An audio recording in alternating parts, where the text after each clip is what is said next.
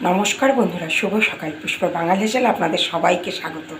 আজ আমি বানিয়ে দেখাবো বেগুন ভর্তা, পোড়া বেগুন আর কাঁচা টমেটো দিয়ে। আর কি দিয়ে জানেন? সর্ষের ফুল দিয়ে। এগুলো হচ্ছে সর্ষের ফুল।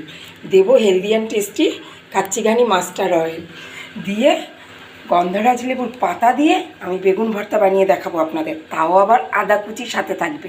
তো চলুন কিভাবে বানাই দেখাই। বেগুনটা আমি পুড়িয়ে পরিষ্কার করে নিয়েছি আর খুলে দেখে নিয়েছি পোকা টোকা আছে কিনা। এখানে দুটো শুকনো লঙ্কা পুড়িয়েছি। আমি কিন্তু টমেটো পোড়াইনি, পাতলা পাতলা করে যতটা সম্ভব হয়েছে পাতলা করে স্লাইস করে কেটেছি আর জুলিয়ান করে আদা কেটে রেখেছি। এবার সবার প্রথমে যেটা করতে হবে, পরিমাণ মতন লবণ দেবো, দিয়ে এই আদা,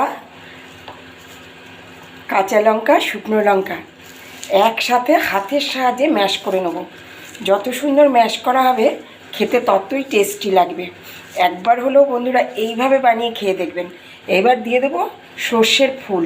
ডাঁটিগুলো দেবেন না, ফুলটা দেবেন। এই যে কী সুন্দর গন্ধ ঝাঁঝালো, একবার হলেও বানিয়ে খেয়ে দেখবেন। আর এই সময় সর্ষের ফুল কিন্তু বাজারেও কিনতে পাওয়া যায়।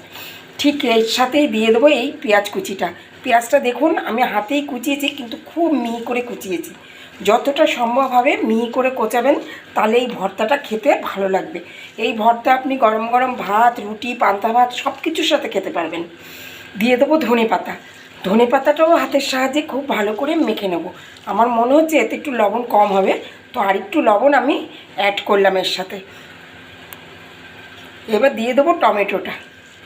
টমেটোটা দিয়ে গন্ধরাজ লেবুর পাতা, ভাবেন তো ধনে পাতার সঙ্গে গন্ধরাজ লেবুর পাতা আর যদি থাকে সর্ষের ফুল, আদা কুচি, কেমন হবে ব্যাপারটা? জমে যাবে। অবশ্যই বানিয়ে খেয়ে দেখবেন। এবার আস্তে আস্তে বেগুনের সাথে আমি মিশিয়ে দেবো। আর হ্যাঁ, মাস্টার্ড অয়েলের পরিমাণটা কিন্তু একটু বেশি দেবেন, নালে এই ঝাঁঝ ব্যাপারটা আসবে না। ঝাঁঝ ব্যাপারটা আসবে, সঙ্গে গন্ধরাজ লেবুর ঘ্রাণ আর সর্ষে ফুলের ঘ্রাণ এক হয়ে একদম মন ভরে যাবে ঘ্রাণেই। খাওয়া তো পরের কথা। এইভাবে বানিয়ে সব পরিবারে উপভোগ করবেন একসাথে বসে, গরম ভাতে প্রথম পাতে। ভালো থাকবেন, সুস্থ থাকবেন, দেখতে থাকবেন পুষ্পর বাংলাদেশের। ফিরে আসছি পরের ভিডিওতে। কেমন হয়েছে বন্ধুরা পরিবেশনটা?